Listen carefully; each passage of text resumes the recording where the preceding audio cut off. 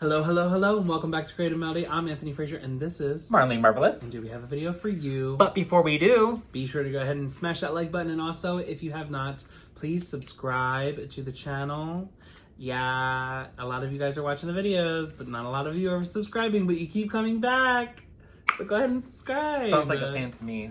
Yes, definitely a fan. Secret fan. Yeah. Yes. Kind of like what the people say about us with Taylor Swift. Mm-hmm. Yes. But if you would also like to follow us on social media, be sure to go ahead and check out the description box below because all of our handles and our links are there.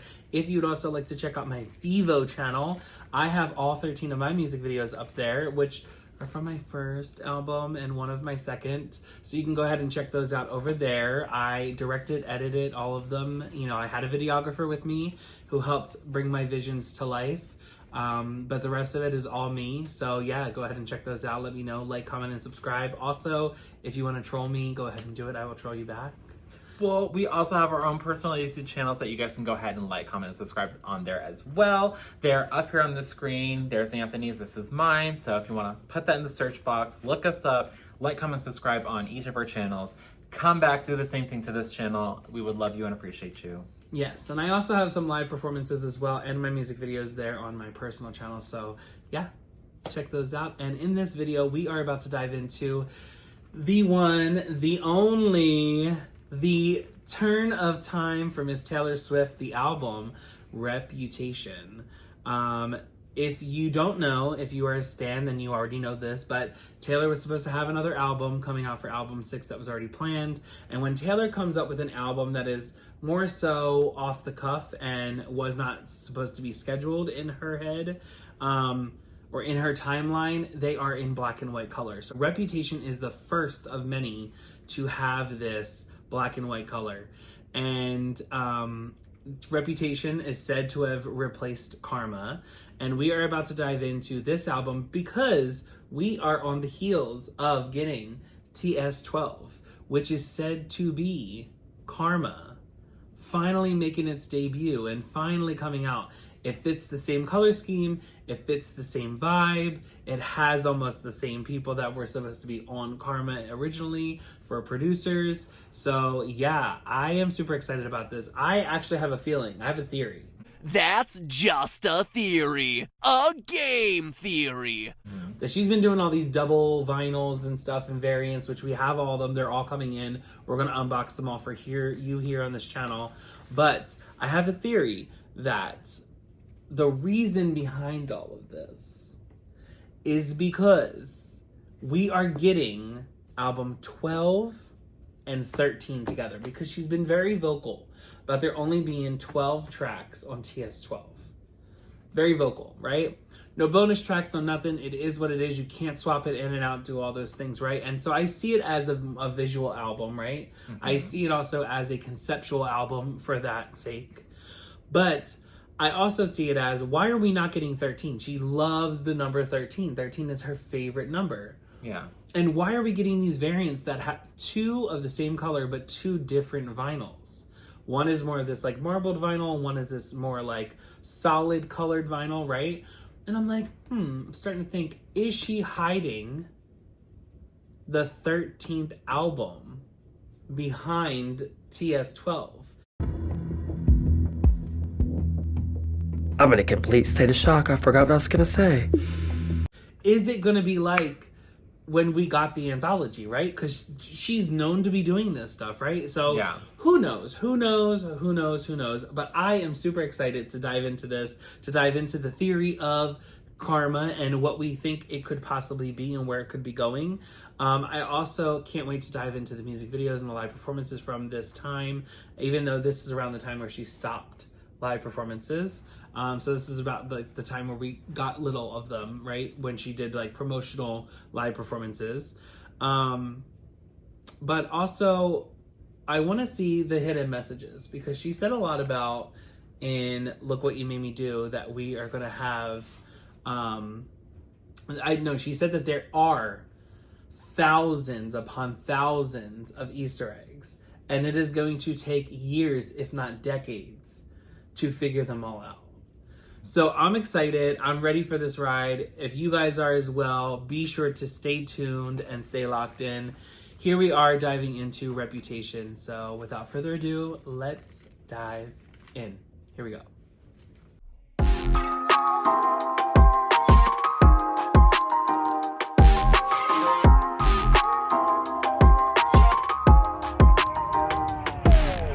Until I feel the vibrations, I wanna give you vibrations. So first we are starting with track 1. Ready for it? Here we go.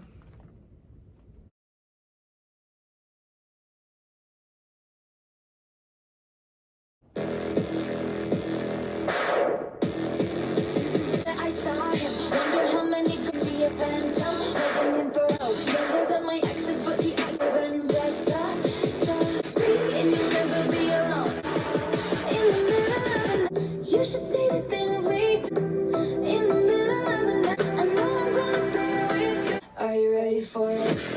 Was a robber, first time that he saw he can join the heist and one more Taylor. Every love I known him could never be the same now. And you'll never be alone. In the middle of, you should see the things we. In the middle of the night, be with you. So for it, for it. Baby, let the games begin. Baby, let the games begin. How this is gonna go? Take the lights down low. No, in the middle of the night, my dreams do. Baby, in the night, my dream with you. So in the middle of the night, let the games begin. Let the games begin. Let the games begin. Ready for it? Period. I really like it. I like the writing in this. I like the writing. I like the stylization. I do kind of like her flow in the rap part of this song. Did I necessarily see her doing something like this? No, not really. And I love the production. Oh, Yeah, you saw it? of course I like it. It's Max Martin. I see. And Shellback. Yes, and Shellback. Yeah, no, I like this. I do like it a lot. I was already going to give it a 10, so I might as well just keep going. That's kind of crazy. I did not expect him to be on. I didn't even know that Max Martin was on this album. I thought he was on just Red. No, he was on Red. I believe he was also on 1989, and I think he was a little bit on Reputation. I think this is actually going to be the last album that he was on up until Life of a Showgirl. Oh, really? Yes, I believe so. Oh, he wasn't on Lover? I don't believe so. I'll have to look at that, but I'm pretty sure he wasn't. Wow, good to know. Yeah, no, I really do like this. I like it a lot. Okay. Yeah, no, I mean, I love this. I love this song so much. It's funny because I remember like hearing the first time, I was like, fuck, I can't deny it. This is actually a really good song. But yeah, no, it is. It's a very great song. I love her singing. I love the rapping that she does. I love the lyrics. The production's also really great too. It's so different because like, again, you thought of Taylor as like the country girl, and then she was like transitioning in more into like pop and stuff. And now she's like doing like more full on pop, doing something that's a little bit more darker, a little bit more mature, a little bit more like eerie and stuff. Like, I don't know. It's really cool. Like, I really do like this. So I'm very excited for this album because this, you told me to give Gloria a chance, and I'm like, okay, I will, and I ended up liking it. So I'm really excited to give Reputation another chance because I didn't really hear the full album. There's only a few songs that I listened to. I saw her perform live one time, and I was like, nope, I'm in. I'm sucked in. I like this now. I do love the Red album, and I do love 1989, but yeah, I'm excited to listen to the rest of this album. Okay, yeah. I can't wait to hear it as well. And up next is track 2, Endgame. Featuring Ed Sheeran and Future. Here we go.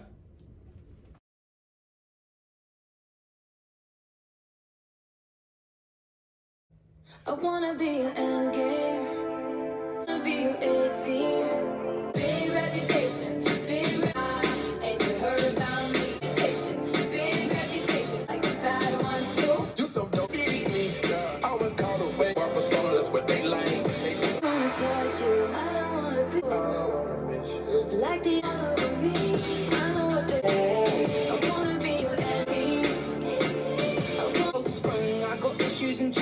too ignorant, believe me. Even for your beautiful traits and the way you do, that's hard to deny. After the storm bursts on the tip of my tongue, I'll never. I don't wanna miss you. I don't wanna be thinking I'm a big I wanna be your big reputation, big, and you heard about me. Oh, big reputation. Oh, you like the library hatchets, better keep out the rumor. It loves me and I can't go. You've been calling my bluff again. I wanna be your, I wanna be your first string. Endgame. Love it. Absolutely love it. I think it's a great song. I think it's a bit long. Okay. That's one thing I will take away from it. It is 4 minutes and 5 seconds. So it is a bit long for me. I do like both of the features though. I don't necessarily know that I would swap one out for the other. I was a bit shocked with Ed Sheeran's rap. I was not prepared for that. And he did actually really good.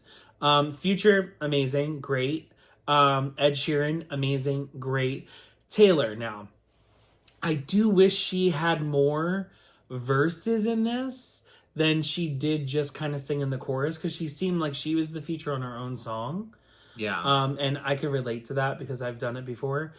But I don't know. I love the end when she went back into the chorus and she was doing all the ad libs over it.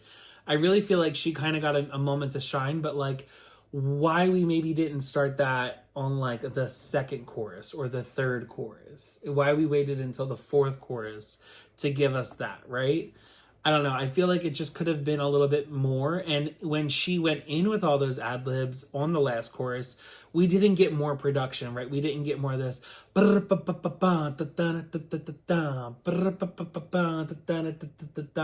We kind of could have went in more with the production on the last chorus and made it bigger, which I'm also going to say, I think she probably does. If she performs this on tour, it probably does have that bigger moment on the last chorus. Because I can see where she would want this to finish big on a show, right? If she's performing this, she's probably going to want it to have a big moment. And because she is the main artist and because she's going to be performing this and the features are not just traveling around with her, she's going to have to make a big moment in this, right? Yeah. I would also like to see where a radio edit of this would be. Maybe like a shorter version or like one with just maybe one of the features, if not both. But yeah, no, I do like this. I kind of can't wait to see the music video actually. Okay. Because I think if we get more of like a moody, somber type Taylor, but also like her alter ego kind of goes on like this rampage of destruction. Come here, bitch. I'm gonna wipe the floor with your little skinny ass. I would kind of like that. And I think that that would be a good way to depict the music video.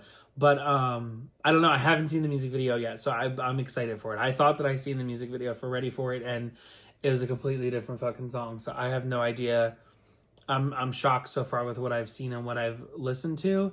And I knew when I scrolled down to see who was the producer on here that I knew I was going to like it. And I was like, I was waiting until I got like 3/4 of the way into the song. And I scrolled down and I was like, of course. It's Shellback and Max Martin and Ed Sheeran. I really do like Ed Sheeran as a producer too, when he does his own music and when he works for other people. Or works with other people, but Max Martin and Shellback being on this, I mean, I'm a sucker for both. So 10. Okay. Yeah. All right. I think I'm going to give this one a 9. Okay. I will give it credit in the sense of I do like that the production got better over time. I don't really like Future. I don't really like him. I do like Ed Sheeran, and I will be honest, I was actually surprised with Ed Sheeran's verse. I was like, oh yeah, he actually kept up with everything. I was like, okay, cool. Because I didn't know how I was going to feel about Taylor, Ed Sheeran, and Future all together on one song, so. But it's not bad. And up next is track 3, I Did Something Bad.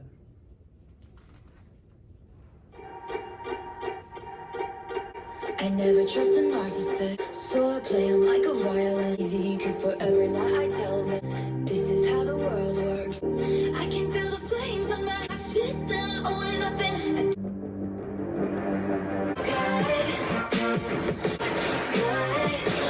Over and over again.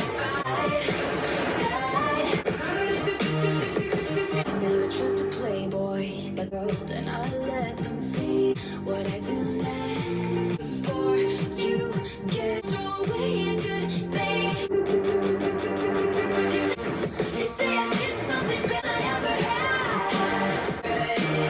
It just felt.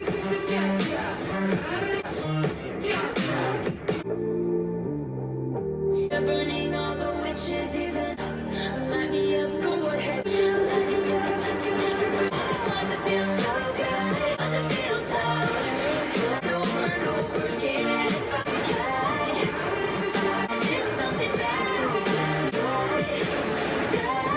so good. It just felt so good.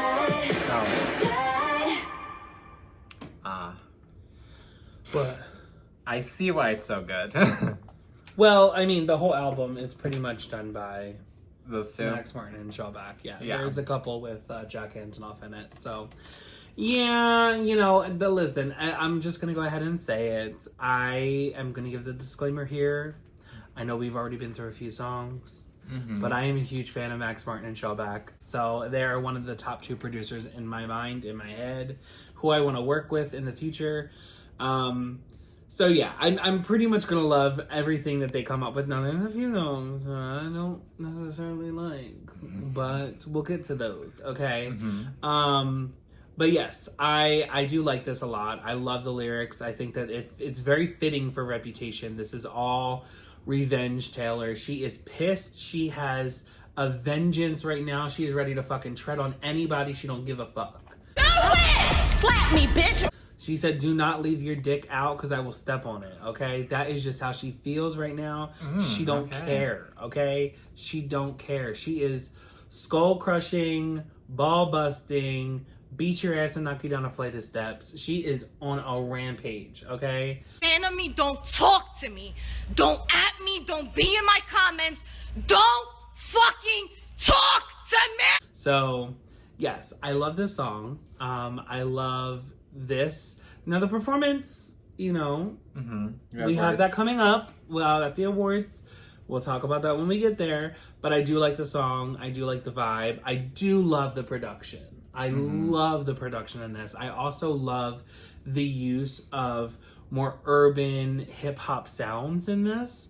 I think that it fits very well for what she's trying to portray, this like moment of anger and relief at the same time, of like this moment of like passing. It's very fitting for that because she's usually very so poppy, you know what I'm saying? She's usually very poppy. The first album was very country, you know, we were getting very like drum, you know, not drum, guitar strumming, you know, Taylor. And I like that. Very whimsical, very young, very naive, right, Taylor? But now we're at a point where Taylor is just pissed. I am fucking fuming! There's nothing else. She is pissed and she is ready to get her revenge. And I absolutely love that. I feel like I've had enough of good girl Taylor. I want bad girl Taylor. Yeah. I want her to be pissed.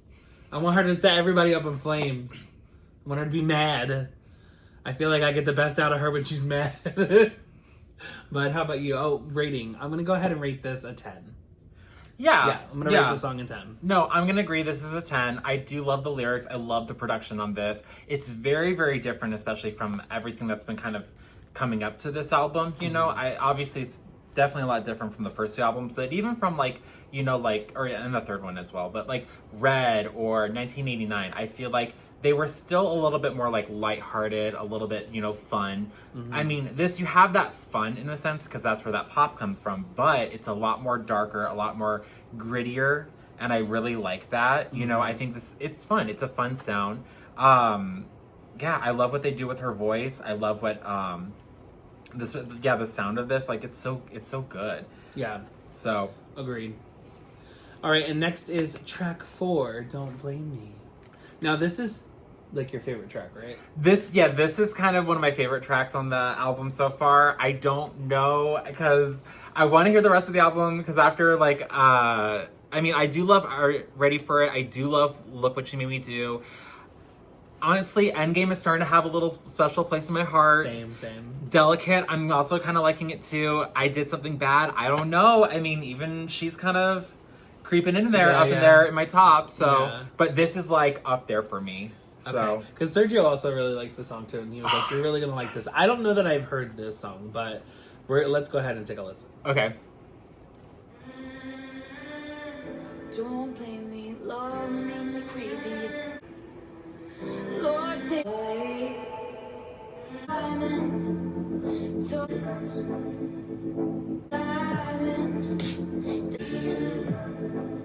the line, I'm losing my mind.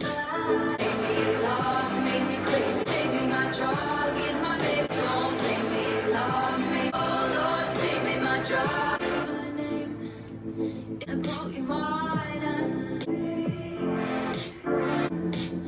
hiding my obscure daisy. From grace, touch your face and beg you on my knees too. See if it doesn't, you ain't doing. Dog is my baby, I'll be using feel. Love made me crazy. Lord, take me, my drug is get so high. Oh, you're loving me, trip up my knee. It's such a loving me. Oh Lord, take me, my drug.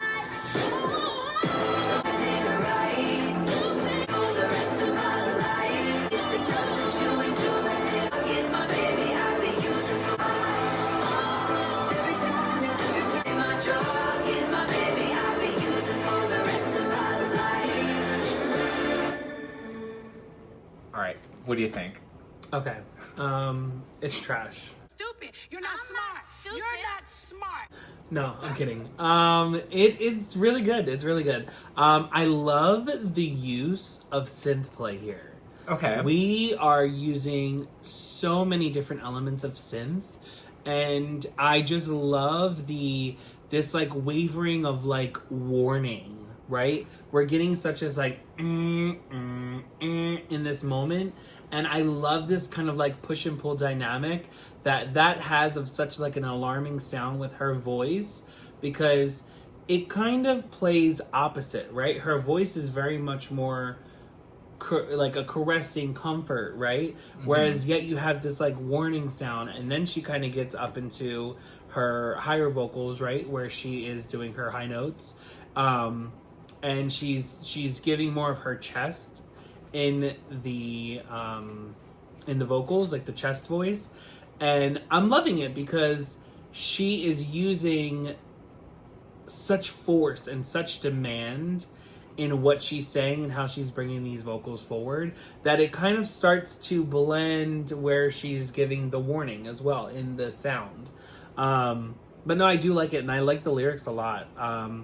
It kind of reminds me of a song on Justin Timberlake's album. Now, it doesn't sonically sound the same, but it does have the choir sound, and it also has this whole reference to drug use, right? And kind of this like push and pull of like pleading into warning. But do you know what song I'm talking about? Is it off the new one? No. Then it's no, I off don't. Of Future Sex Love Sounds. Don't know it. I don't know. Die kenne ich nicht. It's called Losing My Way, is what it's called. I was just Okay. running through the lyrics in my head. It's called Losing My Way. And it doesn't sound the same sonically where it comes to the music, right? The musicality of it. But in the lyrics and the way that it's delivered, also going into the choir, right? We have almost the same thing. So I'm like, oh, that's kind of funny. That's kind of cute. And I mean, I think this came out 8 years after. Yes. This album came out 8 years after Future Sex Love Sounds. So very, very cute. I also don't think Max Martin worked on that one. I think Timberland worked on that with Justin. But yeah, no, definitely a song to go listen to if you like this song a lot. And it's really sad, actually, the lyrics over there. Everything. What just happened? But I'm going to go ahead and give this a 10. I really do like it. Yeah. Okay. No. Yeah, no, I love this song. It's a 10. Like, there's so many things that I love about this song, but like, to me, this sounds completely different from what Taylor normally likes to sound like, normally likes to do. Like, I felt like this was such a switch up, and there was something about watching her in concert do this song. Like, I never heard this song, never heard the album, never saw her in concert, so I didn't know what to expect. There was something about listening and watching her perform this song that I was so into. And honestly, I don't remember what the performance was like anymore, but but I just know, like, it was big enough to make an impact on me to be like, okay, like, after came back home from the concert, I literally was like, okay, let me listen to this song. And I literally was listening to it on repeat because that was the one song from the concert that I had stuck in my head. I was like, I love this song. It's so great. Like, I loved it. I fell in love with it. And even to this day, I still love it. And it was Reputation, you've seen it, right? Yes. Okay. I did, from that tour. And what I also love is, like, I can have such a mental picture in my head. Like, my idea is, like, there's this angel that, like, falls in love, and, like, they come down from heaven, and it's like they go from, like, being an angel to kind of like almost like a demon or something, you know, like almost like doing like dark magic and stuff. I feel like that would be really cool to kind of like do for a performance for this.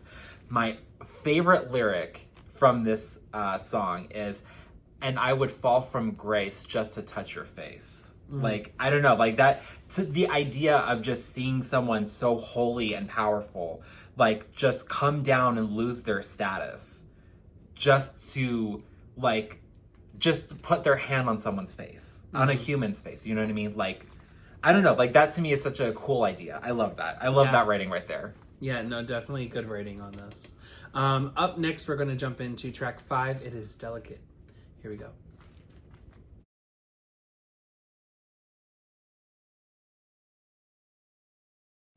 Listen for the best. My reputation, you must like me for me. We can't make and you can meet me in the back. I've never seen that color blue. Listen for the best, but you can make me. Is it chill that you're in my? Is it cool that I said? Isn't it? On the west side, me and you.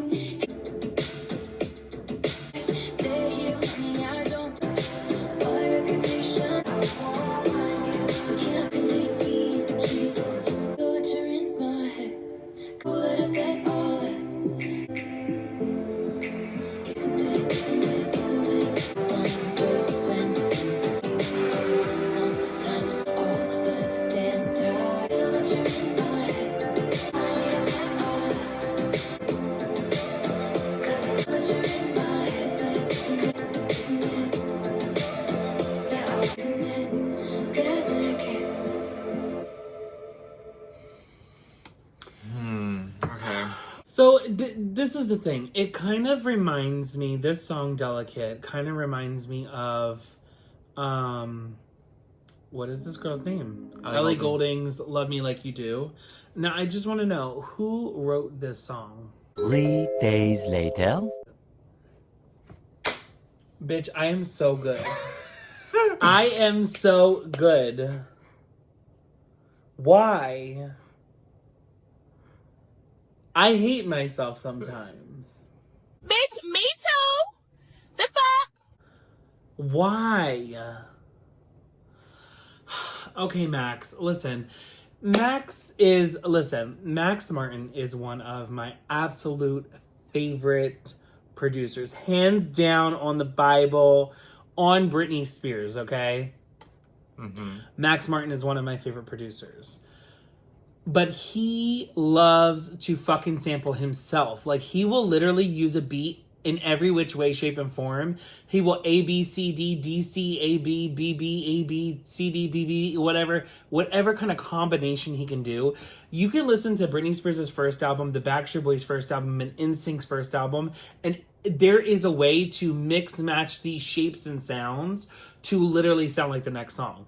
Like, You Drive Me Crazy, the original, not the remix, not the Stop remix, but the original sounds a lot like one of the Backstreet Boys songs, and I think it's Larger Than Life. And every single time I listen to it, I'm like, this motherfucker sampled this song in 3 different fucking ways and gave it to each of these artists.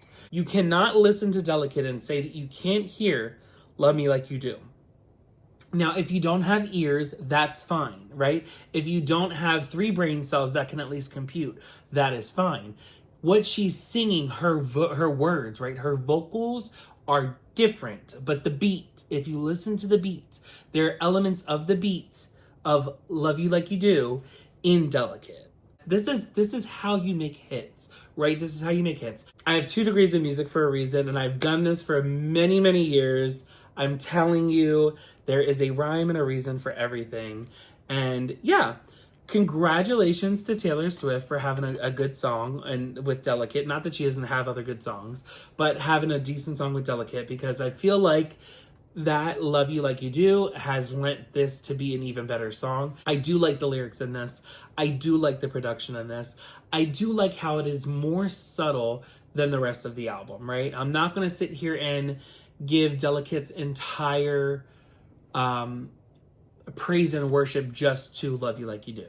But for this song, for Delicate, I do like that it is more subtle. It's more of a moment where we're kind of stripping back. Now, we have not heard the other songs right before this. We only heard Ready For It, and I kind of heard Endgame, and I kind of heard Don't Blame Me.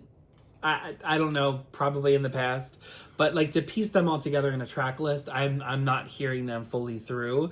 So finding Delicate around track 5, I feel like this is probably the perfect moment for a song like this, right? Where we kind of get more stripped back Taylor, where we probably get a moment of her really digesting what is going on in her life and a moment of reflection, right? This is a moment of her studying, truthfully, in this song, a relationship, right? She's studying the relationship and trying to see, this person must truly like me because my reputation isn't up to par, right? This person must want more from me because they're actually in love with me. And what she's saying is like, it's delicate because she's not even believing what is going on in the relationship. So this is what's delicate. What's delicate is her love and her trust to trust another person and to be with another person, right? I think somebody trying to set me up. I believe that. And I think that that's a great way to write from a standpoint of a song, because I feel like we really don't get that as much, right? We get a lot of love and heartbreak and this and that, but to write from a moment of like, this is delicate between us because I'm confused why you're even here. I do like that writing stance. Again, taking out Love You Like You Do, because I do love the song. I'm going to go ahead and give this a 9. I think that she did really, really well with this song. I do also like her vocals. I do like that it's kind of stripped back. It's just kind of like her being in a moment of thought, of consciousness. And I don't know. I really feel like maybe if we got a bit of a build up in the bridge, then it probably would have been a little bit better for me. But I feel like knowing Love You Like You Do, I probably would have gone for it. But again, I could also see where she probably wouldn't because of maybe where this is placed in the album. I'd have to hear the album all the way through to really be able to give that critique. But I am going to go ahead and give it a 9 for now because I do really enjoy the song. I've never heard this song before. This is my first time like fully like listening to this song. Mm-hmm. So I don't really think it sounds like Love You Like You Do. Okay. To each their own opinion. Yeah. Again, people who have ears and people who don't. But what I will say though is I do really like the lyrics on this one. Mm-hmm. I'm actually very impressed with the lyrics on this song. I mean, I have heard Don't Blame Me. I love that song. That's one of my favorites off this album. So every time that I would listen to this album, I would like listen to Are You Ready For It, Don't Blame Me, and Look What You Made Me Do. And then I just call it a day. And like I would hear like the first like 5 seconds of Delicate and I'd be like, skip. But honestly now I'm like, oh, actually Delicate's actually really cute. So yeah, it's not bad. It's a little bit more of a darker tone, a little bit more of a more serious tone. But what's so interesting is to like, yeah, I would say is to hear the standpoint of like the way that she's writing this song. And I like it, you know, and I mean, it's very real, you know, and I'm just like, this is probably very relatable. Oh yeah. I'm just like, I don't know, like it's It's so different than from fucking Tortured Poets Department. No, literally, this album is like, in a personal opinion, right? And someone who prefers pop and R&B, right? This is probably light years away from Tortured Poets Department. And I really do appreciate a lot of the music on this a lot more than what we heard on Tortured Poets Department, because I literally thought I was being tortured. Yeah. Okay. It was really hard to get through. Yeah, that was a struggle bus. I mean, it took us, what, like 6 hours? Yeah. Maybe even longer? Yeah, I think, it took us like a whole day or something. Yeah, we had to like leave and come back. And we only listened to the first half. That was the hardest part. Yeah, I'm not ready for the anthology. I don't think we're doing it. Ooh. You know, I don't think I can muster up the courage to get through that. But yeah, I mean, other than that, like, I guess it's not like the big dance pop song, but still, it's very interesting to hear how like this stripped back but more electronic sound, you know. So I'm very interested and very intrigued now with the rest of well, I mean, I've always been intrigued with this album, but I'm more excited now for this album. And up next is going to be track 6, Look What You Made Me Do. Here we go.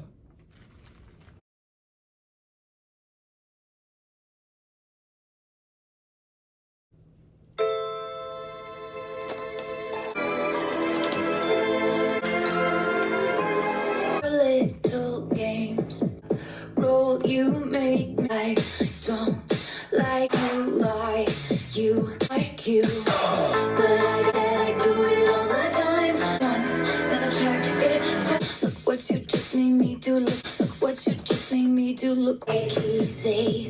Once locked me out and threw up, but not for me, not for me. Baby, I got money, don't dance. I know yours is in red underline. Look what you made me do. What you just made me do. Look what you just made me do. Starring in your bad dreams. Actress starring in your bad. Oh, baby, actress. I trust me. The old Taylor can't come to the front row. 'Cause she's dead. What you made me do. Look what you. Look what you made me do. Look what you made me do. Look what you made me do. Look what you just made me do. Yeah, it's shit. No, I'm kidding. I absolutely love this song. I think it's amazing. I also find it funny that she sampled a bit of, what is that song? I'm too sexy for my shirt. Too sexy for my shirt. You know? Yeah. You can definitely hear that in here. Whether she sampled it or interpolated it, it is there. I don't know.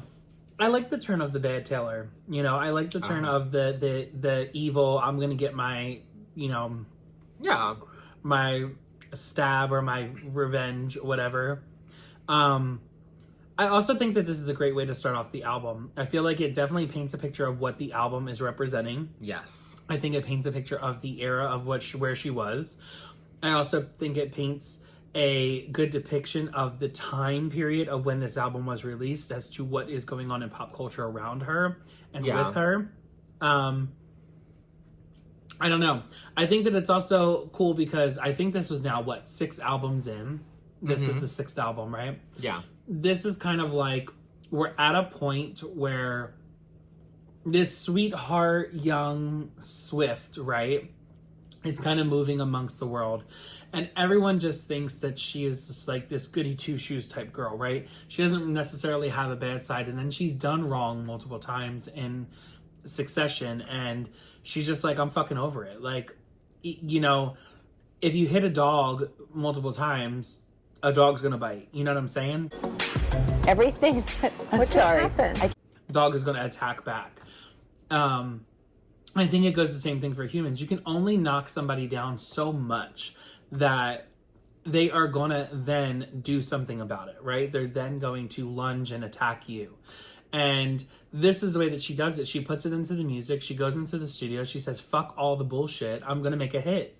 Like, that's just what it is. She's done the same thing with relationships. Why wouldn't she do it with friendships or battles or things that she's done in the media or things that she's been a part of that she doesn't necessarily not like the narrative or how she's being depicted or how somebody is painting her, she can go ahead and put it into music and not only make it a hit song, but also get her point across as why she does not agree or why she does agree, you know?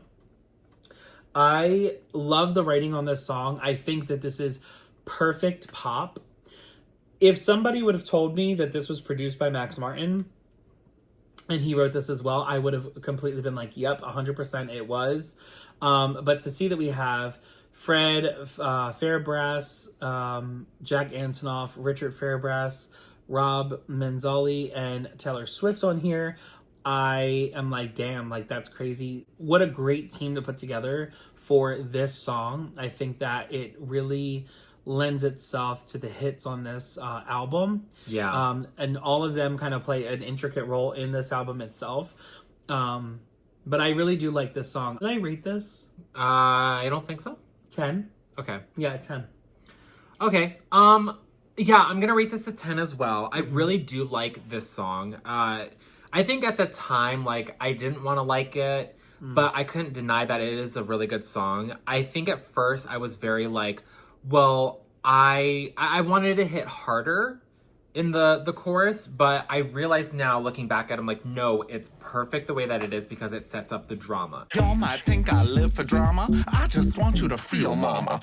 And it builds over in time. Every chorus, it builds more. And I really like that. Now, even, but like, I don't know, like now I'm just it's so crazy to think about where she was and like what she was going through at that time, you know, and to know that like this wasn't really the album that was supposed to happen. And I'm like, wow, that's crazy. And like even that line, I think that one line, all I think about is karma.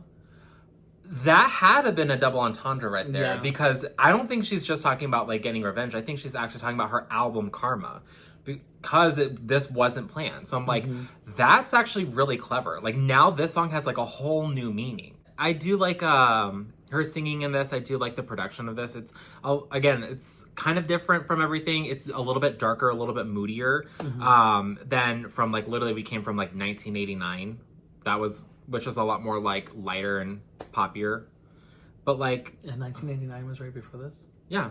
Oh, okay. Yeah.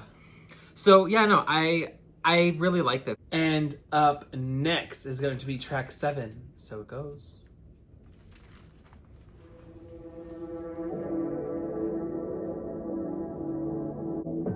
See you in the dark, magician, all appearing, cut me feelings, I could break down a little, we can feel it, bias, lipstick on your face, and I'm used to it, too bad on a bar, nice, like a necklace, got your heart, down a little, what you know, we got balance, let's do it, no, I'm not afraid to go back, so it goes, so it goes, so it goes, honestly baby, who's counting, honestly baby, who's counting, but honestly baby, who's counting, 1, 2, 3, yeah, so it goes.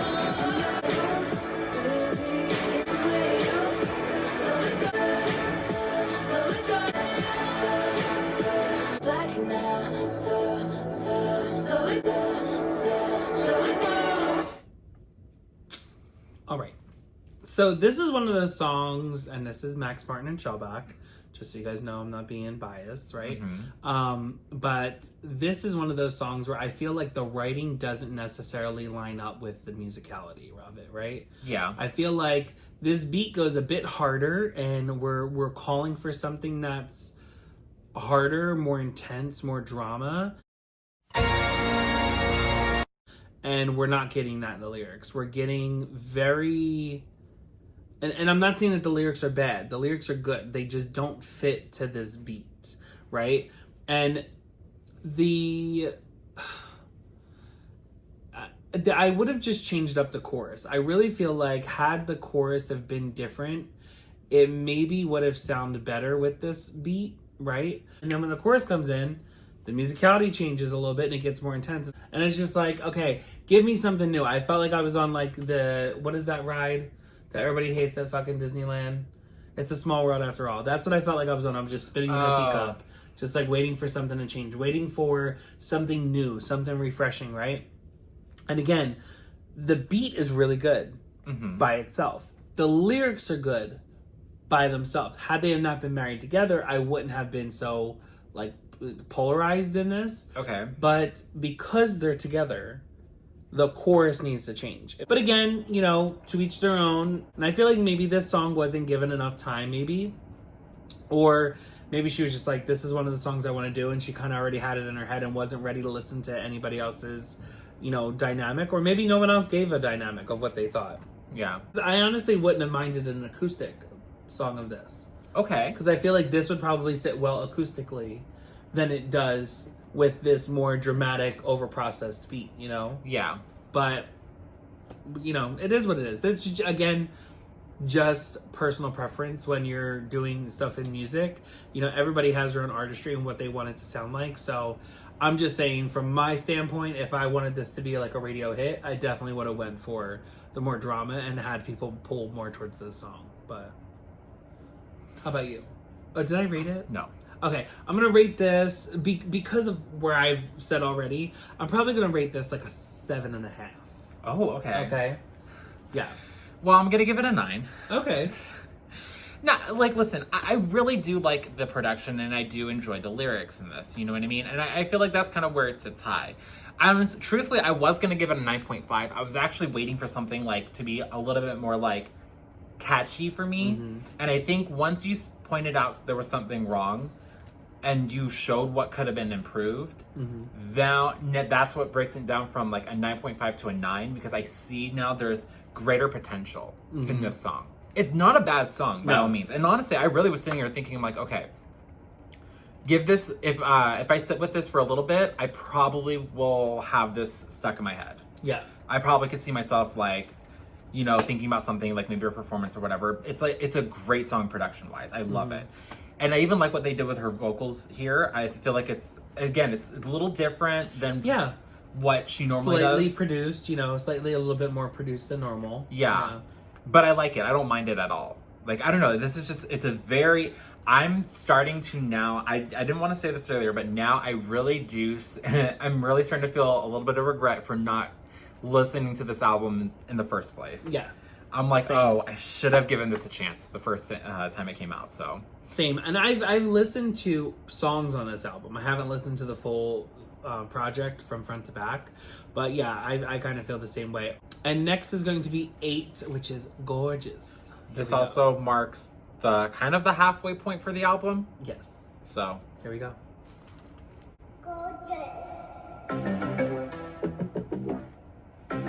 This is that song.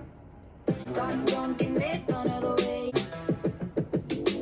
you being a little too strong. And I got a boyfriend, he's older than I hate you so much. Whiskey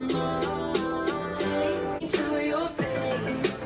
I realize that you forgot everyone here but you. Consequence of you touching my, if you got a gorgeous, it actually hurts. I feel you're so good. Just look at your face. Feel this way. Back to side. There's nothing I hate. You make me so happy. It turns my. You're so. Just look at your face. Making me feel this way. You make me so happy. It turns back. You are so gorgeous. It makes me so. Make me so happy. It turns back to side. There's nothing. You're gorgeous. Okay. I like it. The beat sounds a bit familiar to something. Do you hear it? No. 3 days later. Max Partner shall back. Well, he's done it again. And yes, okay, so this is cute. It's cute. I could see where she had all 3 songs, right? And I could see where she was like, this isn't necessarily my favorite, you know, like this isn't necessarily the hit, but it's got to go somewhere. And maybe she put it on this album thinking that it's just going to be like, you know, not necessarily like a burner track, but like it would just be there, you know. It would kind of like keep the momentum of the album going. I do like Gorgeous. I think that it's cute. I do like the musicality behind it. I like the maybe I'll just go home to my cats. I thought that that was pretty funny. I do like this kind of like push and pull, like I want you if you can't be mine, but I don't really want you if you can be, you know, like I'm jealous, but I'm not jealous if I don't have to fight for you, you know, or if I don't have to have this chase, right? Yeah. I don't know. I think it's cute. I think it's funny. I like the lyrics in this, and I like the production. I just don't think it's as strong as something like Blank Space or Me. Okay. You know? And if I'm gonna compare it, those are two songs where it kind of sounds eerily similar to the two of them. So yeah, I'm gonna go ahead and say maybe an 8.5 on this. Okay, cool. Because I'm gonna do the same thing, an 8.5. Okay, yeah. Yeah. Okay. Listen, like, I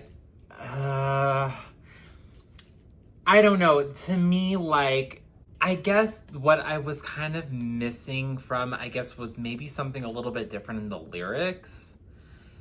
Because, I will say, like, I feel like we're kind of copying the bridges a little bit too much. Like, I feel like we're getting the same bridge in a lot of the songs. I want to say I'm going to let it go after this, but, like, if I see it again, I might have to start ranking these songs a little bit lower. Not if I see it again.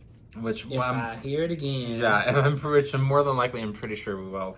But I will also say that I do feel like that there's something about, like, the second verse. I feel like it could have been written a little bit better. I don't know. I just, like, having to repeat the word gorgeous in the verses, I didn't like.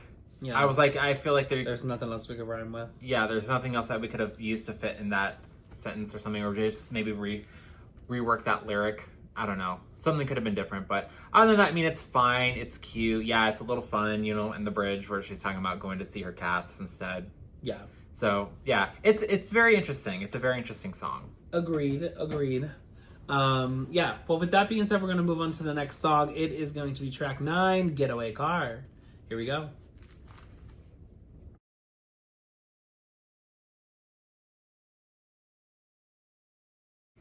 It was the blew your mind, but I didn't mean. The tires were black, wanted to leave him. Much the spot where we fell apart. So old-fashioned, we were cursed. We never caught, we were flying. Forget about the place where you first met me. Your heart should've taken a getaway car. No, nothing could stop. The light of freedom was drinking. With 3 of us, honey, it's a sideshow. Oh, sorry.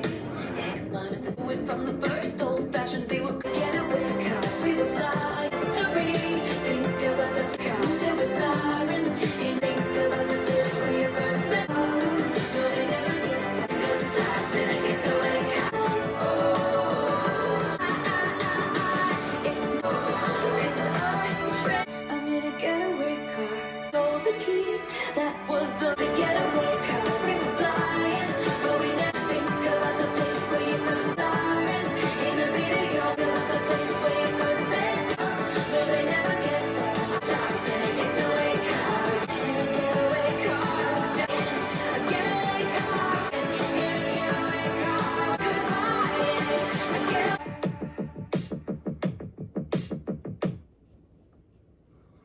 A Okay.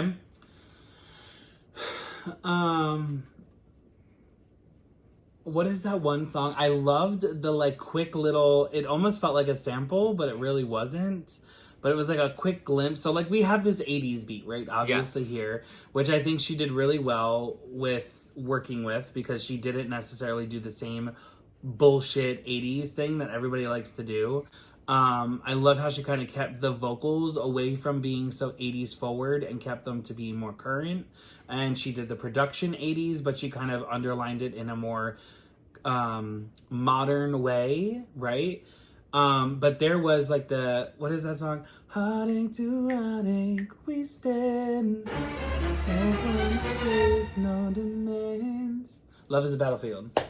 The Love is a Battlefield. She did like this type of thing in the bridge for Love is a Battlefield. And I was like, wait a minute. That sounds so good. Like the way that just hit right there. But yeah, no. And then to see Jack Antonoff, who I am not a huge fan of, being one of the writers on here, I have to give my kudos where kudos are due. So congratulations, Jack. There's finally a song that I like of yours. Wow. Maybe there will be more. Who knows? Sergio is touching himself right now. Well, anyway. I'm gonna go ahead and give this a 10 though. I really like it. Okay. I think that it's a cute song. I definitely think that it's single material. I don't necessarily think it is like, first single. It is more like a burner single. So like towards after the album's released and what we do to kind of continue the burn, because this kind of sets itself away from the Reputation singles that we've heard thus far, right? Yeah. This kind of gives it a moment of like, oh wow, there's a love moment on for Delicate, right? There's a sensitive moment for Endgame. There's all these different things that are kind of going on, and I feel like this Getaway Car kind of wraps up the last two singles of Delicate and Endgame together, but like gives it to you in a new way. Like kind of like their successor, right? It's their successor. First, she's upset. She's not understanding how you could be in love with her, right? And then she falls in love with you in Endgame, and she doesn't want this to be a hoax, right? Yeah. And so she wants to do everything she can to try to keep you. And now she's like, okay, yeah, my life is crazy and chaotic, and yes, you've said that you were willing to stay along, but let's just drive the fuck away and get out of here. You know what I'm saying? Like, it kind of tells this story between those three singles, and I really, really like that. I think that there's a great depiction here, and also to see that Endgame is number 2, and Delicate is number 5, and this is number 9. I'm like, well, I don't know. And I have to hear what's in between to see if the story continues, or like, because it seems like it's kind of out of order. Yeah. But I definitely like this. I think that this is cool. Okay. Well, funny enough, this single is actually the last single off the album. This is the last single off the album out of 6 singles. Wow. Yeah. Released September 7th. 2018. Yeah, I mean, I guess as for this song, I'm gonna give it a 9.5 to the year. Yeah, almost. That's that. Yeah. Well, actually, it'll be coming out on September 8th. Oh, wow. That's crazy. That's crazy. We did not plan that. But yeah, I'm gonna give this song a 9.5. There's a lot of great things about this song. I do like the 80s influence, but it still sounds a little modern, still sounds a little bit current, you know what I mean? And that does have to come into play with how she's singing the song, right? I do like a lot of the lyrics. I like this picture that she's painting. It's very interesting to see that, yeah, Jack Antonoff wrote this, and it's light years away from Tortured Poets Department. Yes. Sorry guys, we're still gonna trash that album because we just don't like that album. Well, I'm not necessarily about trash it, but I'm gonna give my honest opinion. I'm not gonna sit here and fake the funk to you guys, because then what is our opinion? Why are you guys watching our opinion if we're not gonna give you our honest opinion, right? Do we really like Tortured Poets Department? And if we don't, and we're telling you we do, then do we really like the rest of the albums? You know what I'm saying? Yeah. I want to be as genuine as possible to you guys and keep that very transparent. And you guys may agree, you guys may disagree, and that is everybody's opinion. Everybody has an opinion. Everybody has interest, and that doesn't mean that our opinion outweighs yours or yours outweighs ours. Like, we can all survive and live amongst each other if we don't like the same albums. That's why people release albums every week, and there's multiple artists every week that release an album. So, yes. But yeah, in my opinion is that the album's trash. But no, but I guess the thing is, wish it was I don't know, I wanted something a little bit more catchier, I guess, with the chorus or something that kind of like hooked me in a little bit. In this one? Yeah. I don't know, but I will say, I love the way that she is saying the word getaway car because she says it in different ways. Some ways she says it getaway, and then you can hear her say get away. Like she's emphasizing the T. It's like there's different pronunciations in how she's saying the word, and I really like that in this song. And I love the key change. I thought that was really cute. That took me by surprise. I do like this song. I agree this is definitely single-worthy material. And yeah. And up next is going to be track 10, King of My Heart. Here we go. I live on my own. We met, trying on clothes. And all that body and soul in my heart.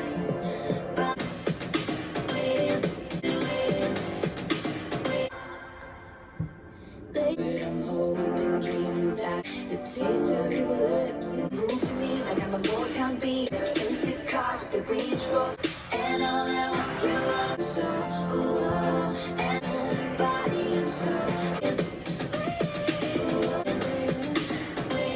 Is this the end of all the end? Up on the roof with a schoolgirl calling once this is enough. Body and soul. I've been waiting.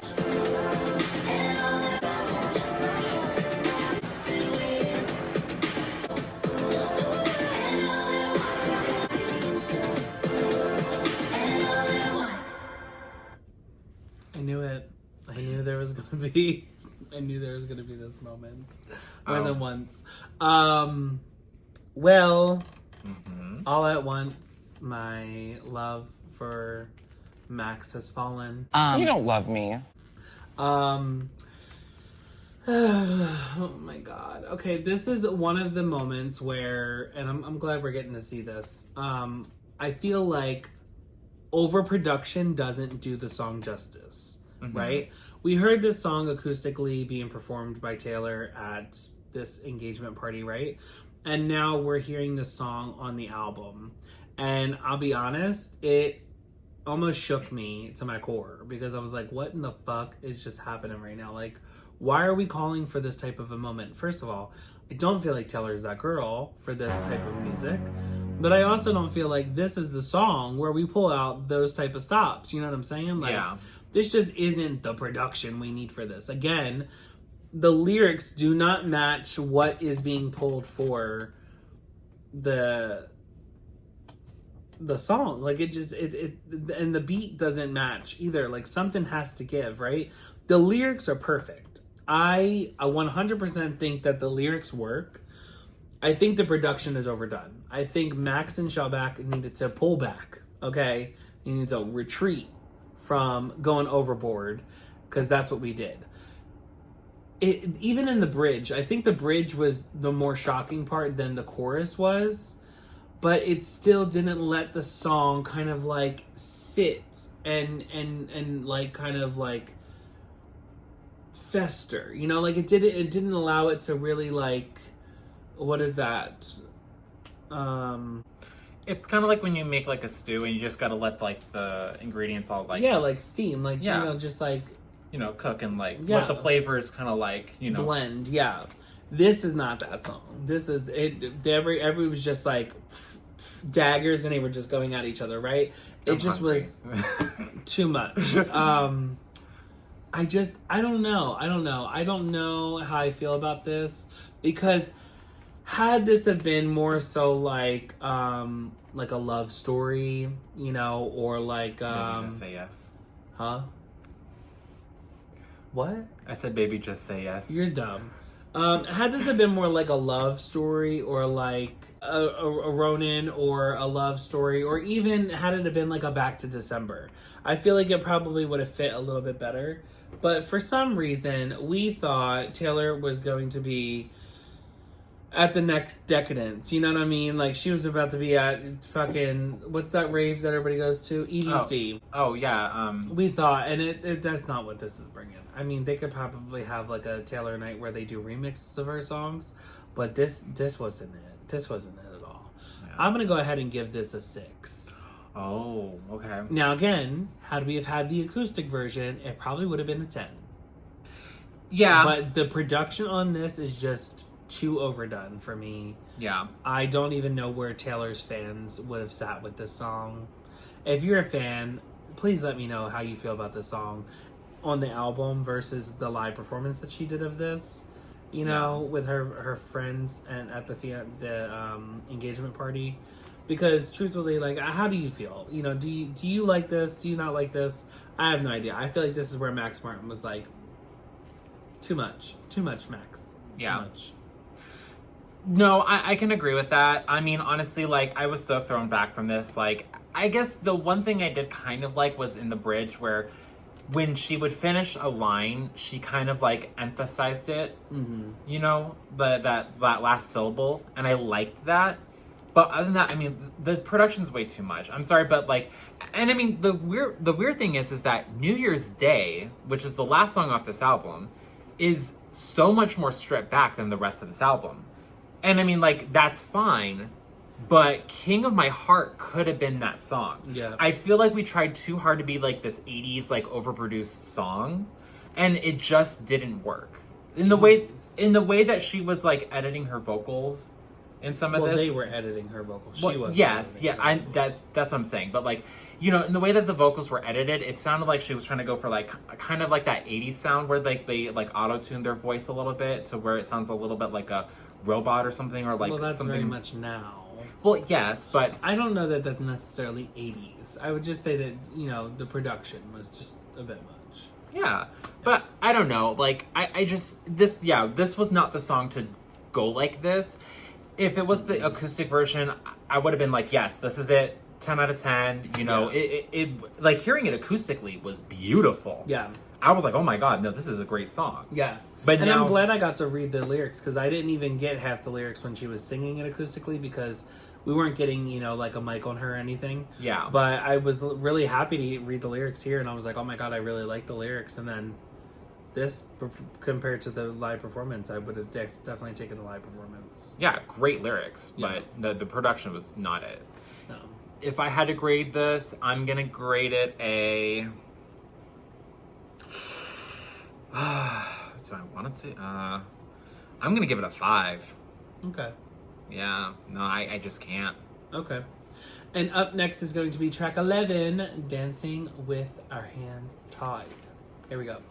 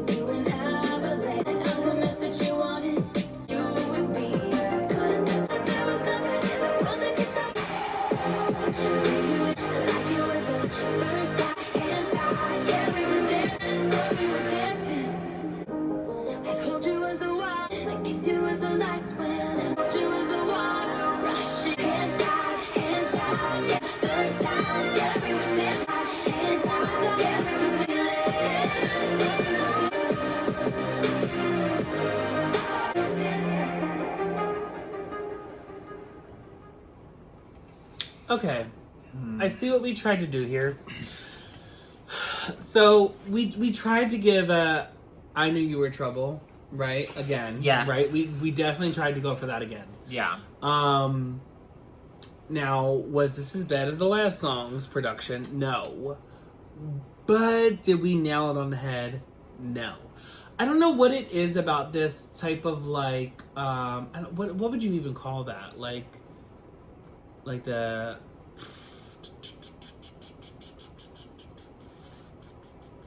is it like it's not EDM? Is it EDM?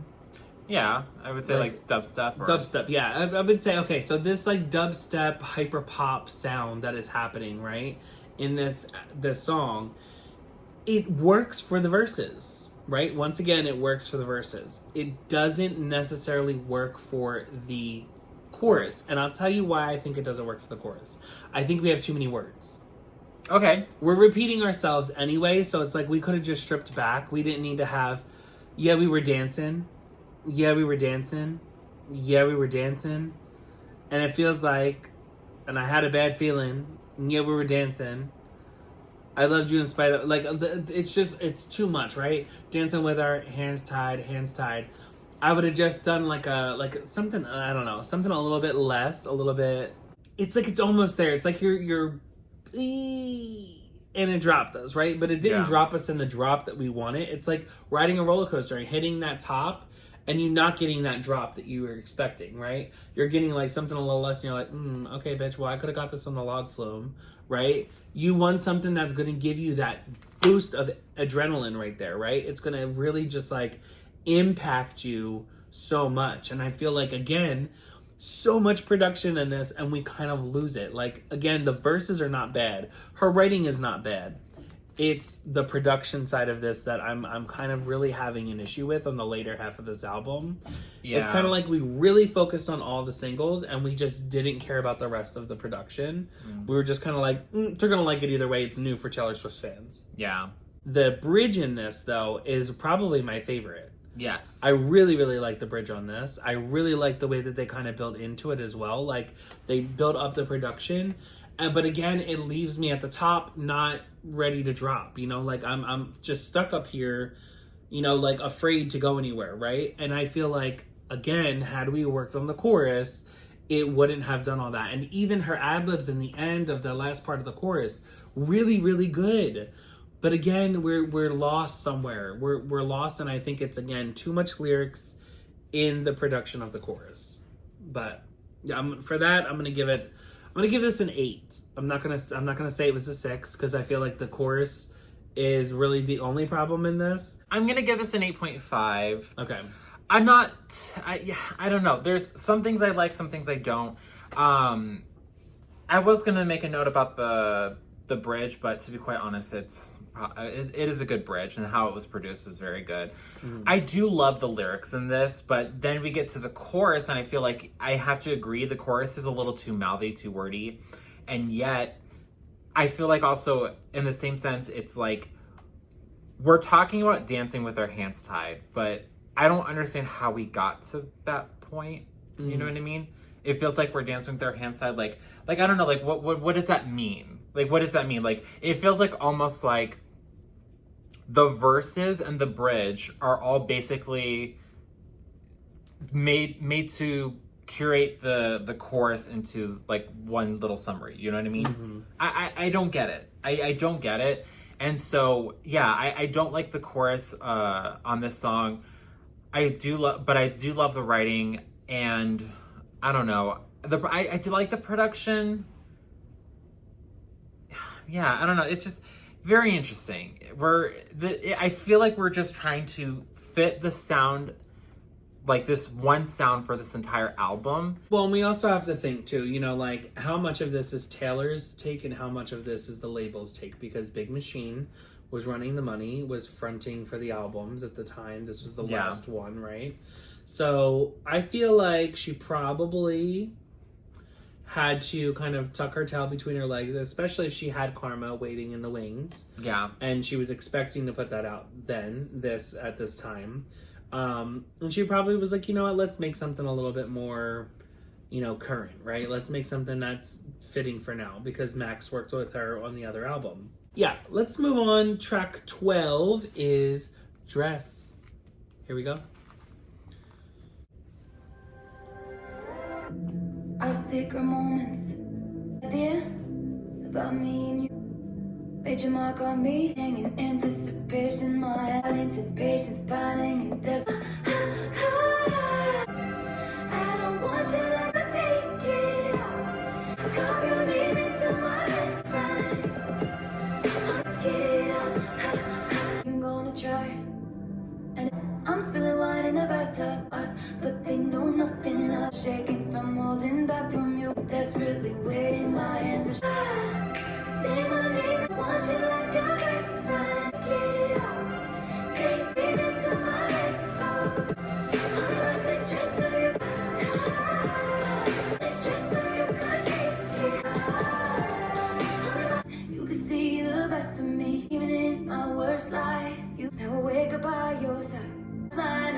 up just in time. I only want this just so you could. 'Cause I want you like I did. In the shape of you, this just so you could take it off. Only want this just so you could take it off. So I will tell you, we weren't even through the first verse, and I knew this was Jack Antonoff. Just because I could tell by the like light production in this, I was like, this definitely is not Max Martin. This is Jack, 100%.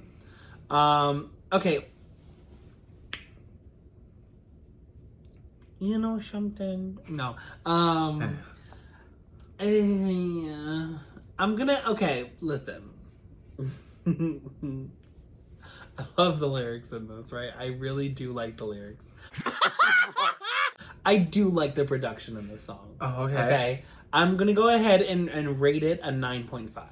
Okay. I really do like it. I like the production. I like the lyrics. But I'm gonna say something that some people may just not be happy with, right? Just get on with it, please. I have found another reason as to why I'm not a Taylor fan, right? And that reason is she sounds the same in every single song.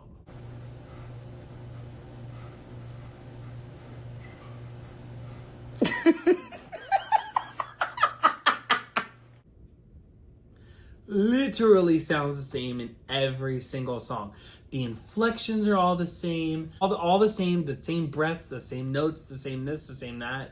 I feel like Endgame was like slightly different. We were getting something else, but we're getting like this talk singing, right? Throughout the entire album. And as I'm listening to this song, I'm realizing after this album, this is pretty much what we got from her for the rest of her albums. We got this in Lover, we got this in Midnights, we got this in Tortured Poets Department. It has just, we have lost the will or the oomph to like want to really curate a song from front to back, right? So I just wish that, you know, maybe TS12 will show us something different. Ooh. And if it doesn't, I'm hoping TS13 will, right? Maybe we can get to a point where Taylor kind of takes herself out of this, and I'm going to say this like, it seems like she's the narrator of her songs, right? It doesn't feel like she's singing the songs. It seems like she's narrating her writing. Okay. In these songs. And I say that because she is doing this talk sing. She's not doing this singing, right? Yeah. Every once in a blue moon, we get something different, right? And I feel like we kind of got this in King of My Heart. I feel like we kind of got it in Endgame. I feel like we also kind of got it in I Did Something Bad, right? She's slightly changing it up. But ever since this album, we're hearing a lot of the sing talk. We're a lot of it, right? We're hearing it in Ready For It. We're hearing it in Don't Blame Me. We're hearing it in, and again, Don't Blame Me somewhat changes towards the end. We're hearing it a lot, even in like Delicate. It's still the same. Look What You Made Me Do. It's still the same. Getaway Car. It's still the same. Gorgeous. It's still the same. Dancing with Her Hands Tied. Still the same. Dress. It's still the same. It's like, and it's funny because people will sit here and tell me, Anthony, why don't you ever use your chest voice? Why don't you ever use your head voice? Why don't you ever sing from your diaphragm? Why don't you ever do this and that? And it's like, certain songs call for it. And I will 100% stand behind that certain songs call for it. Yeah. I will also stand behind the fact that when you are comfortable in singing a voice, singing a song, not a voice, but when you're comfortable singing a song, right? My go-to is this breathy, airy falsetto, right? When it's like, Can't Help Falling in Love, right? Wise men say only fools rush in, right? The way I'm singing that, And the way that I would sing other songs are kind of similar, right? Mm-hmm. When I would sing some of my songs, I'm going to kind of sing it similar. But there's other times where, like in my song Runnin', where it calls for a more boost. It calls for this more like draw to it, right? Or in Let Go, where it's like, do you feel what's going on tonight? Right? Still kind of getting that airiness, right? Still kind of pushing it, but we're still kind of getting something slightly different from just this whole airy falsetto, right? We're kind of getting more of this like belt in it, right? Even when it comes up to the bridge, we're getting the rapping and the different techniques, right? I'm not hearing that from Taylor. And I want to hear that. I think that's what I want to hear. I think that's what I'm not hearing that's different. Because the lyrics in this are great, right? The lyrics in this are great. Before, and I will keep it real honest, before I was very much like, why does she write like Dr. Seuss? That was my biggest problem with her, right? And now that we've kind of moved out of that, I've kind of like gotten over the whole Dr. Seuss, Seussical the musical thing that I like to paint her as, right? She and I mean, she does very well writing her songs. People love it. Yeah. Not necessarily me all the time, but people love the way that she writes her songs. Yeah. And great for it, right? But I'm starting to think like, okay, is it just the writing? And if I'm able to look over the writing, is it just the writing? No, it's not. Is it the production? Sometimes we can see. Sometimes it's the production. Sometimes it's the Jack Antonoffs. It's the Max Martins. It's the Shellbacks. Sometimes it's them. But I'm hearing a lot of this sing talk that I'm just over, you know? Yeah. And I'm hoping for more because I know she can give us more. Yeah. That's the thing. I know she has more to give us. So, but I'm going to give this song a 10. I'm going to give it a 10. Jackie did your big one. Okay. Good job. But anyway. Okay. Then maybe I won't feel bad that I'm going to give it a 9.5. Oh, okay. All right. I mean, I don't know. Like, yeah, I like it. I thought it was really cute. But I see why you would like it too, because, you know, you want someone to take off your dress, you know. No. No, honestly, I do like this song. I really do like the lyrics. I think they're really, really cute. I see what you're saying, but I don't know. I also just really do enjoy this. I think it's fun. I think it's cute. You know, honestly, I feel like we're kind of picking up a little bit from, you know, the rest of the songs. I don't, you know, I don't know. I'm a little from So It Goes to Dancing with Our Hands Tied. I feel like I'm a little let down from how this journey has been going. Because, yeah, I feel like everything from Ready for It to Look What You Made Me Do, like, those are the great songs. Those were the hits, you know? And I'm just kind of like, I don't know. But it's not bad. It's still a cute song, you know? I don't know. I like it. The next song is going to be track 13. This is Why We Can't Have Nice Things. Here we go.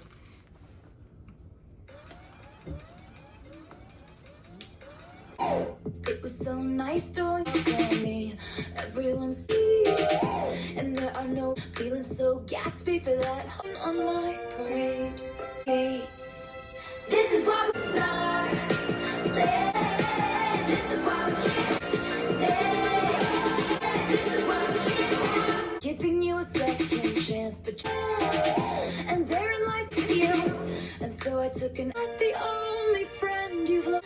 So shade away. This is why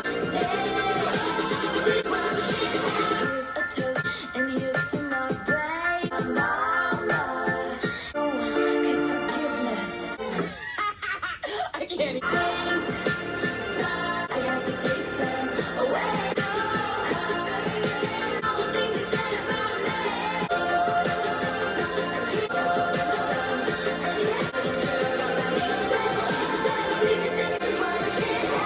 Nice things.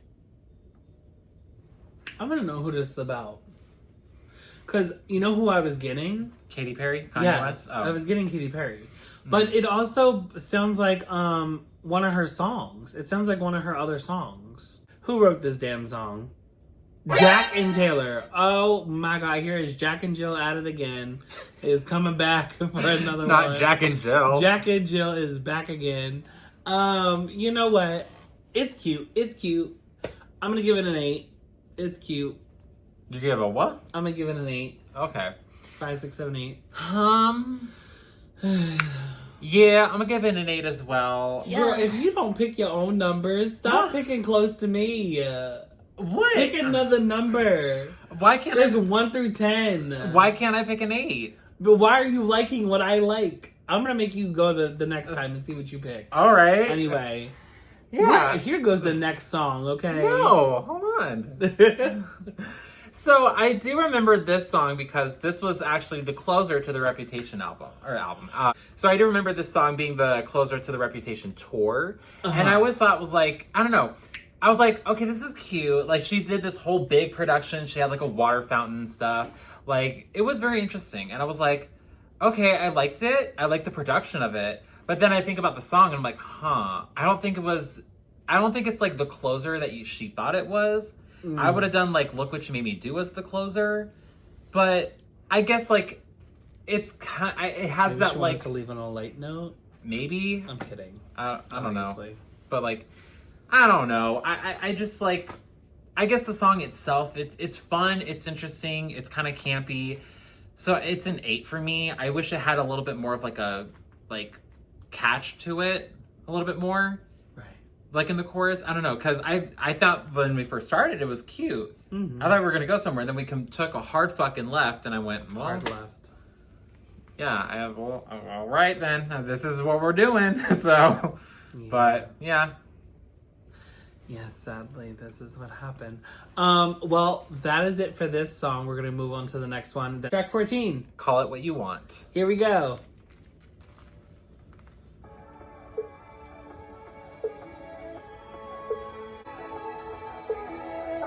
My castle crumbled overnight, but it's alright. Nobody's hurt, 'cause I'm looking too. My babies fly like a. So color thorns, windows board. All the jokers dressing up as king. And I'm right. I love and making forwards and the covers just. I love her voice right there. The harmony to her own, the double. I'm the one he's walking to, my baby. So call it what you want, yeah. My lip, she ain't round my lip, no big, which is more than they can say. I need to save me. My baby's bit like a douche. He's fly like a jet stream.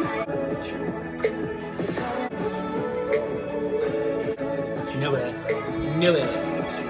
Jack and Jill at it again.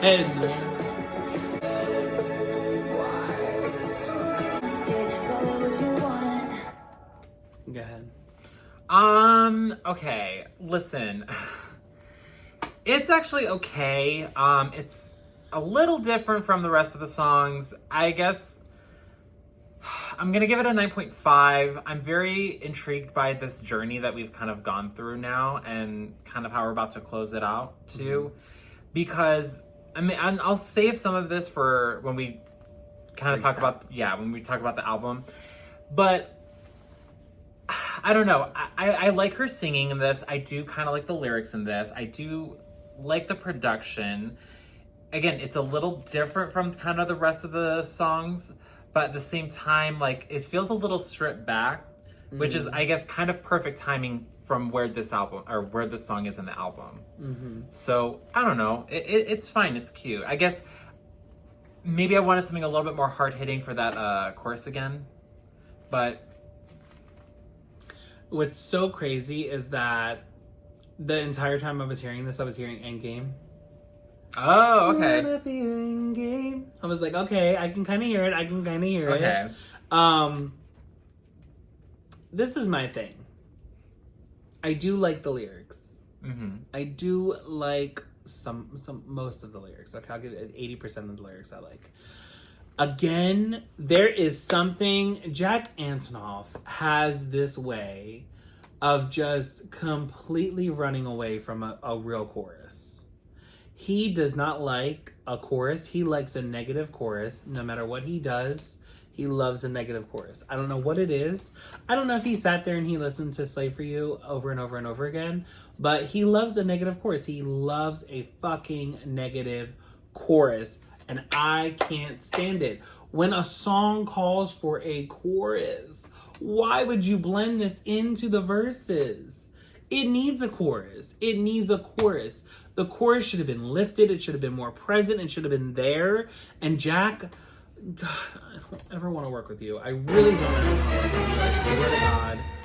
Taylor, please run, girl, run. Just produce on your own at this point. I don't even care. Like, there's so many things that Jack does that I'm just like, what the fuck is wrong? Why? What was the reason? What was the reason? I had a reason. What was the reason? What was the reason? Why did we choose this? You know what I'm saying? Yeah. This song has so much potential. It does. So much potential. And it could be so good. It already is. It's really decent. Yeah. It's a really decent track. We're just missing a chorus. We're missing a chorus. And the lyrics are there for the chorus. Mm-hmm. We just don't get the production of the chorus. And then, of course, he wants to sneak in his little fucking 50-year-old vocals. Oh. Anyway, but she's doing something in the background where she's like, something like around there. I don't know what she's trying to do there, if she's trying to harmonize with it or give an ad-lib on top of it. It's kind of cute. It has a moment there, but I feel like she needs to be pitched up a little bit higher. And I'm not actually hearing the correct key because I'm hearing her. So it's kind of like fucking me up there. But 1, 2, 1, 2. I don't know, something around that. 1, 2, 1, 2. In the background. Or maybe she could even go into the next key up on there. Neither the way. The first part, we'll probably just leave it to the first part and cut out the second, whatever I was talking about. Just started again right here. Nonetheless, the chorus could have been built into something a little bit bigger. It could have been built into something a little bit more. It wasn't. Again, we got left off. And we're just over here to call it what you want. Call it what you want. Call it what you want. Call it what you want. I'm calling it broken. Okay? That's what I'm calling it. I'm calling it Jack Antonoff does not need to be a sole producer on songs. I can't have it anymore. From Taylor Swift to Sabrina Carpenter. I was going to say Selena Gomez, but she's in the same pot. I don't even care. Like, I just leave music alone. Just leave it alone. Just do your own thing. Wasn't he in a band? I have no idea. He needs to go back to that band. I don't know. He needs to go back to the band so that people can just listen to his music. Making his music with Taylor Swift and riding her coattails because she's somebody. I'm tired of it. I'm tired of it. I feel like Taylor Swift could just produce her own songs. She could. It would probably sound a lot better. Yeah. She's got the knowledge. Yeah. She's been in the studio for 12 fucking albums. She knows. But then the more, if you want to count the albums that had to be resurgent, you know, or are we counting those towards the 12? Are they counted towards the 12? I think they are. Yeah. Yeah. So this really isn't the 12th album, is it? Well, that in itself too. Yeah, but that is all I had for this this thing. I'm gonna go ahead and rate this 7. Okay. Again, I didn't mind the lyrics. It was just the production. Yeah. Just an issue with the production. Anyway, here is our last track. Track 15. New Year's Day. New Year's Day. Here we go.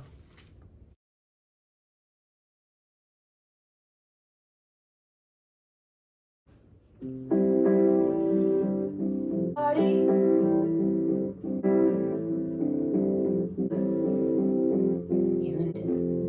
The last day when you're lost and I'm scared. Your midnights. There if you're the toast of the town, babe. Don't read or it's wrong or we're making mistakes. I'll be cleaning up bottles with you. The memories they will hold on to you.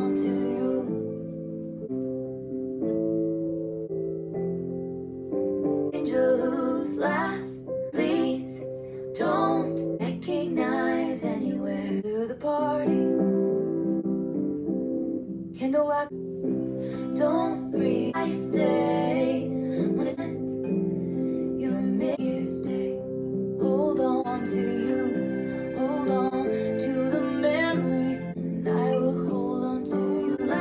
Hold on. I hold on to the memories. Come. I will hold on to you.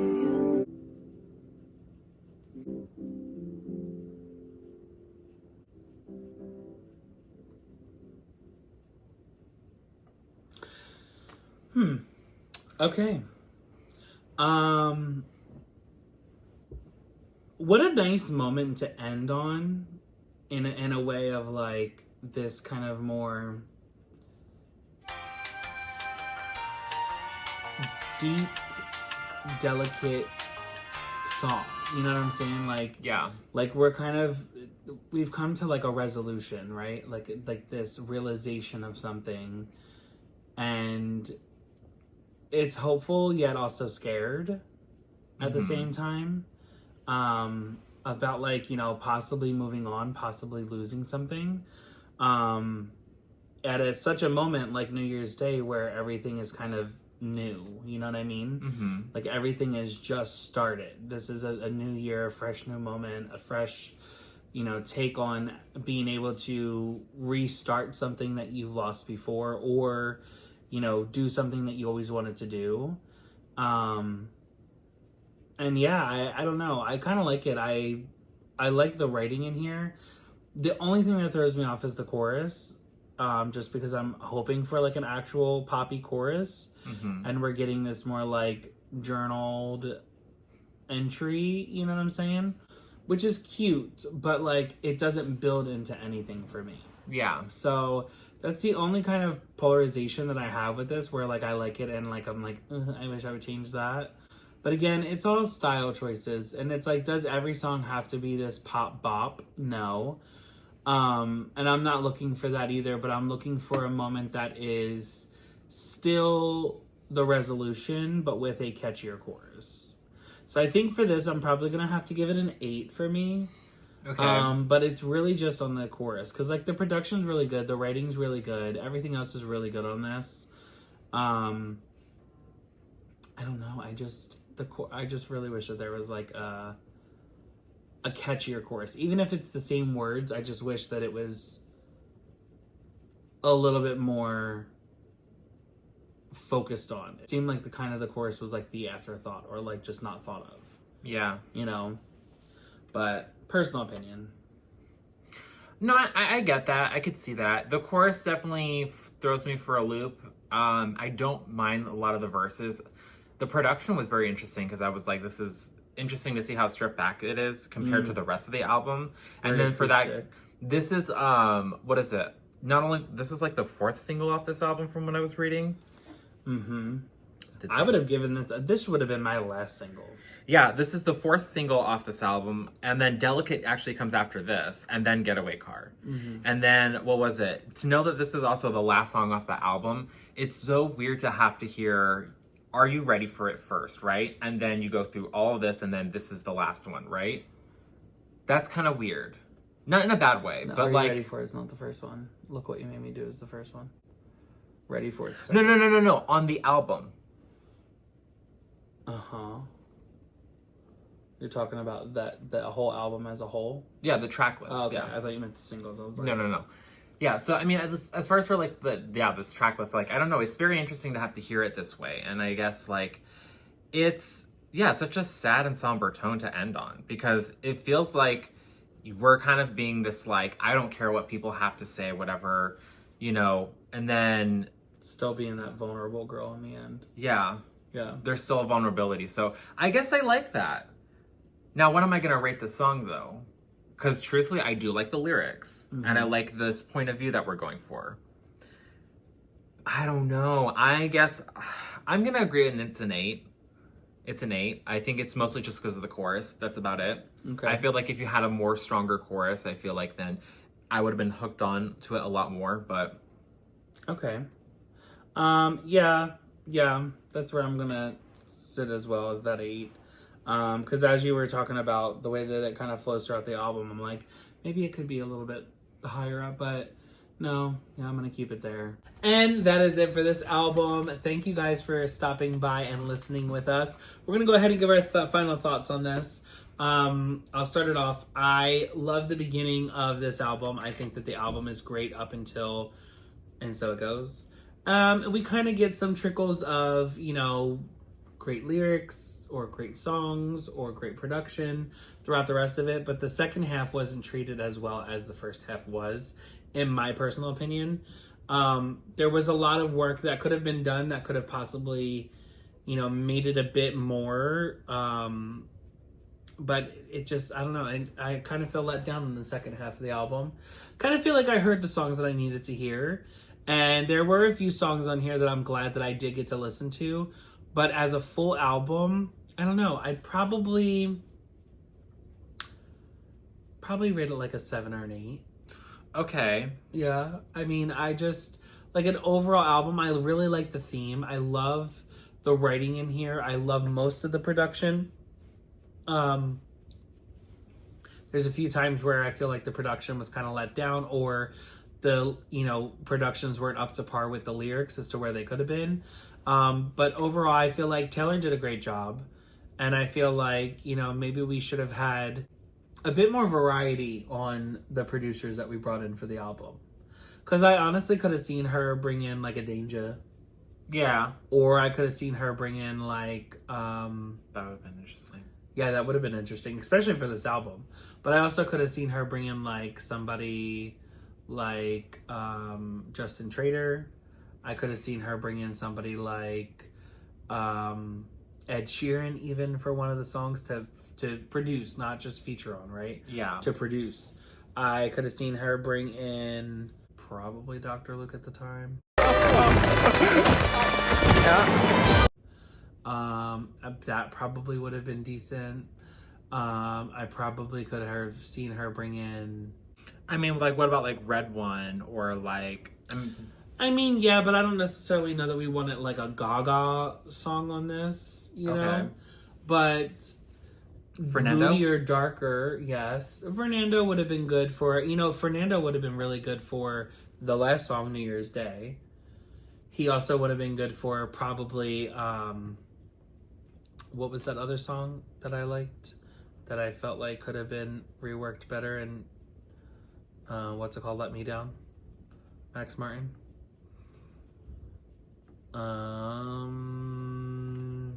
King of My Heart. Oh, yeah. Yeah, I think he could have been better on King of My Heart than... Because we would have at least had like a ballad moment, you know? Yeah. I think that would have been good. Even Dress? Yeah. Was that the slower one too? Yeah, Dress was... Yeah, Dress would have been cute. Honestly, N.E.R.D. would have been probably cool to have on this. Or maybe, you know what? Hold up. No, fuck them. You know who would have been good? Rodney Jerkins. Dark Child. Oh, yeah. Dark Child would have been good on this. Yes. Dark Child would have been good on that. You know what? If he handled like the second half of the album, I'd have been happy. Yeah. I'd have been happy with the album. Yeah. I really would have. Just because I feel like he would have brought something different. He would have definitely brought something different and like... Picked up the speed, picked up the pace of the music here. Yeah, he honestly, Dark Child probably would have like just kept that pace going, like, and honestly, it would have excelled, like, even past what the first half would have done. Yeah. And I mean, this is a big album, so it's kind of hard to really critique an album like this, but say that it would have been bigger. But like, that's honestly how I feel. You know, like just giving you my honest opinion, like that. I just feel like the album could have been better. Yeah. You know. And then what about you? What do you think? Okay. I mean, I don't know, like, maybe for the album as a whole, I could sit here and maybe say it's like an 8 or an 8.5, somewhere around in that area for me. Just because, again, tracks 1 through 6 are absolutely amazing. Those are the hits. Those are the great songs off this album, right? Mm-hmm. Then you get from 7 to 15, and it's like up and down roller coaster, going through the loop, going underground, out the mountain, off the track, back on the track, like, and then you finally end it, and it's just like, thank the fucking Lord, because I don't know, like like, So It Goes, it's cute. It's kind of slowing down. You know, it kind of goes down a little bit. Gorgeous was Getaway Car, that kind of is cute. King of My Heart, what the fuck was that? Dancing with Our Hands Tied, like, it's okay. Dress, I personally really like. This Is Why We Can't Have Nice Things was weird. Call It What You Want, I mean, was fine. And then New Year's Day, I mean, like, I guess, like, it definitely does fit, and I like that it's different from the rest of the album, so I can't be mad at that. I guess I'm also just a little confused because I read that the point of this album was supposed to be this story of, like, someone who's, you know, having all these negative things said about them, their reputation is being under attack, but then they're finding love, and it's like, I don't know, I guess we kind of go back and forth from that, and truthfully, I would have just rather have her, I would have rather had Taylor made this more her Blackout album than, you know, like, then talk about, like, love and romance. I'm like, and it's not that she can't. It's not that Britney didn't talk about, like, love and romance and all that stuff, you know, in Blackout either. I guess I just would have made it more of the songs focus on the idea of, you know, the balance of my reputation and how people perceive me. You know what I mean? Yeah. I feel like had she focused more on that with the lyrics in this album entirely, I feel like maybe I would have been hooked into it more and I would have been like, this is a cohesive album. And unfortunately, it's not a cohesive album entirely. Yeah. It has great moments and then it has decent moments. Yeah. So. True. I agree. Well, that is it for this album. We'll see you in the next one. Be sure to like, comment, and subscribe. Hit that notification button for all future videos, and we'll see you very soon. Bye for now. Bye!